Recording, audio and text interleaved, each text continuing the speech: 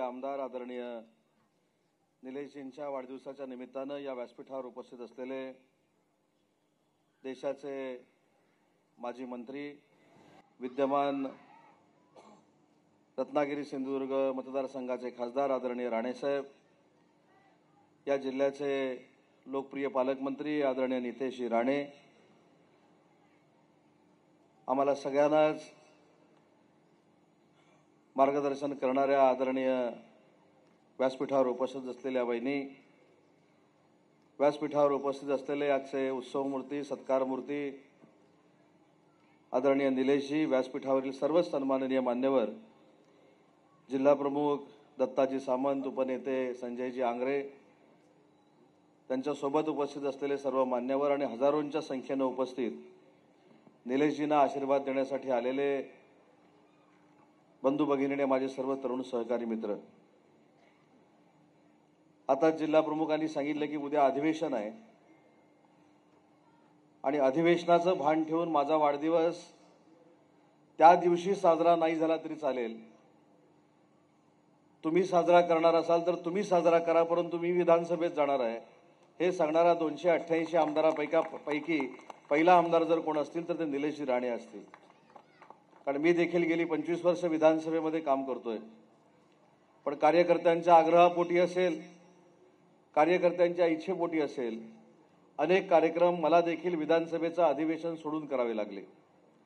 पण निलेशजी, आजच्या कार्यक्रमानंतर माझ्या मनामध्ये देखील मी बदल करून घेतलेला आहे की भविष्यामध्ये विधानसभेचं अधिवेशन चालू असताना वैयक्तिक कुठचा जरी कार्यक्रम असला तरी विधानसभेमध्ये खाडा टाकायचा नाही.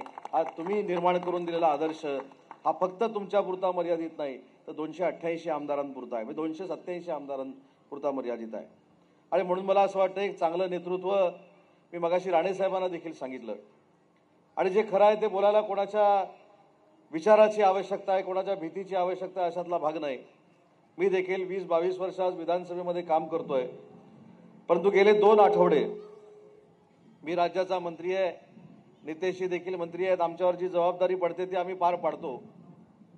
परंतु विधानसभेचा आमदार म्हणून माझ्या मतदारसंघामध्ये कसा निधी आणला पाहिजे हे जर कोणाकडनं शिकायचं असेल तर प्रामाणिकपणानं सांगतो की ते देखील निलेशजींकडनंच शिकलं पाहिजे. निलेशजी, पहिलं भाषण ज्यावेळी तुमचं सुरू झालं त्यावेळी विधानसभेच्या बाहेरची तुमची भाषणं ऐकलेली होती, त्याच्यामुळे मी देखील घाबरून होतो.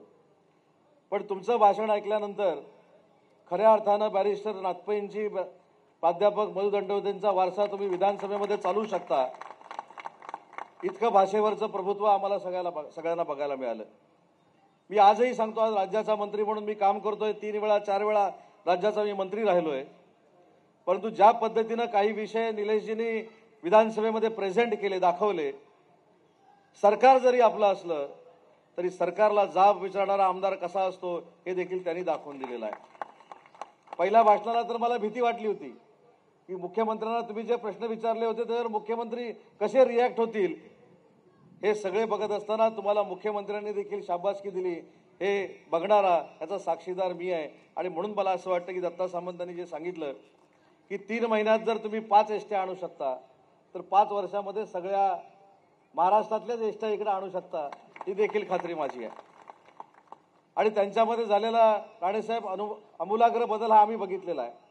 ज्या पद्धतीने त्यांचं भाषण आहे, ज्या पद्धतीनं शिंदे साहेब असतील, देवेंद्रजी असतील, अजितदादा असतील, यांच्याकडनं काम करून घेण्याची पद्धत आहे. म्हणजे त्यांनी कुठचंही जरी भाषण केलं तरी शेवटी ते कुडाळ मालवणवरच येतात. म्हणजे मुंबईवर भाषण केलं, पुण्यावर केलं, गडचिरोलीवर केलं, चंद्रपूरवर केलं, तर या सगळ्याचा शेवट ते माझ्या कुडाळ आणि मालवण मतदारसंघाला निधी मिळावा ही प्रामाणिकपणाची भावना निलेशजींची असते आणि ही आम्ही देखील शिकण्यासारखं आहे.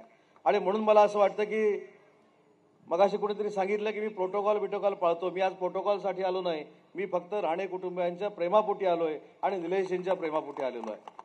त्याच्यामुळे राजशिष्टाचार, प्रोटोकॉल हे राजकारणामध्ये फार मोठे मिळत असतात, पण त्याच्या पलीकडे जाऊन देखील फार मोठे संबंध निर्माण झालेले असतात आणि त्याच संबंधातनाच मी निलेशजींच्या वाढदिवसाच्या निमित्तानं इथं आलो. मगाशी निलेशजी, मी असं म्हटलं की आज बऱ्याच वर्षानंतर राणेसाहेबांशी खऱ्या अर्थानं गप्पा मारण्याची संधी मिळाली.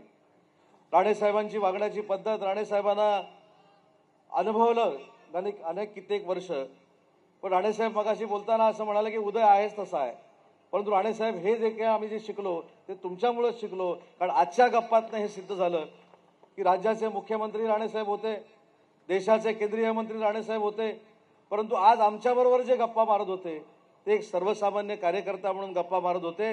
आणि तोच कार्यकर्ता निलेशजी आणि नितेशजींमध्ये आम्ही टिकलेला बघतो. हे महाराष्ट्राचं आणि सिंधुदुर्गाचं भूषण आहे. त्याच्यामुळे आजचा हा वाढदिवसाचा कार्यक्रम पूर्वसंध्येला जरी असला तरी देखील तुम्ही या कार्यक्रमातनं देखील एक आदर्श देताय. छत्रपती शिवाजी महाराजांचं महत्त्व काय होतं, छत्रपती शिवाजी महाराजांनी कसं सुराज्य आणण्याचा प्रयत्न केला, आणि छत्रपती शिवाजी महाराज असतील किंवा छत्रपती संभाजी महाराज असतील त्यांचं व्यक्तिमत्व आपल्या देशाला प्रेरणादायी कसं होतं हे देखील आपण वाढदिवसाच्या निमित्तानं दाखवणारा कार्यक्रम मतदारसंघामध्ये आणलाय, हे देखील भूषणावं आहे. नाहीतर वाढदिवसाच्या निमित्तानं होणारे महाराष्ट्रातले कार्यक्रम, देशातले कार्यक्रम आम्ही सगळ्यांनीच बघितलेले आहेत. आणि त्या कार्यक्रमानंतर 8 दिवस त्या कार्यक्रमाच्या ब्रेकिंग न्यूजच झालेल्या आहेत, त्या देखील आपण बघितलेल्या आहेत. परंतु पुढच्या पिढीला आपल्या कार्यकर्त्यांना आपण ज्या पक्षामध्ये काम करतो, आपण ज्यांचा विचार मांडतो, त्या आदर्श असणारा छत्रपती शिवाजी महाराजांचा आदर्श हा कायमस्वरूपी त्यांच्या डोळ्यासमोर असला पाहिजे, ही भावना घेऊन आजचा आपण कार्यक्रम या ठिकाणी घेतलाय. त्याबद्दल देखील आपला एक सहकारी म्हणून मी आपल्याला मनापासून धन्यवाद देतो. खरं तर मागच्या वेळी देखील व्यासपीठावर राणेसाहेब असताना मी कार्यक्रम अर्ध्यावर सोडून गेलो होतो. आज देखील राणेसाहेब तुम्ही कार्यक्रमाला आहात. खरं तर मी आपली जाहीरपणाने या ठिकाणी दिलगिरी व्यक्त करतो, कारण उद्या माझ्या मतदारसंघामध्ये उपमुख्यमंत्री येत आहेत आणि तो कार्यक्रम असल्यामुळं त्याचं नियोजन बघण्यासाठी जी 10 वाजताची बैठक मी रत्नागिरीमध्ये आयोजित केलेली आहे त्या बैठकीला मला उपस्थित राहायचं आहे. आणि म्हणून दुसऱ्यांदा कार्यक्रम हा सोडून गेल्यानंतर देखील राणेसाहेब माझ्यावर रागावणार नाहीत ही खात्री बाळगतो. पुन्हा एकदा निलेशजी तुम्हाला वाढदिवसाच्या मनापासून शुभेच्छा देतो आणि तुमच्या आणि राणे कुटुंबियांच्या मनामध्ये असलेल्या सगळ्या आशा आकांक्षा परमेश्वरानं पूर्ण कराव्यात या ईश्वरचरणी प्रार्थना करतो आणि माझं मनोगत संपवतो. जय हिंद, जय महाराष्ट्र.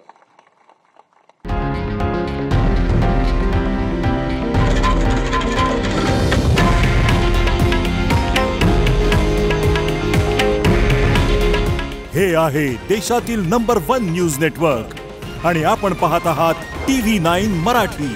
काळजी तुमची, हित महाराष्ट्राचं.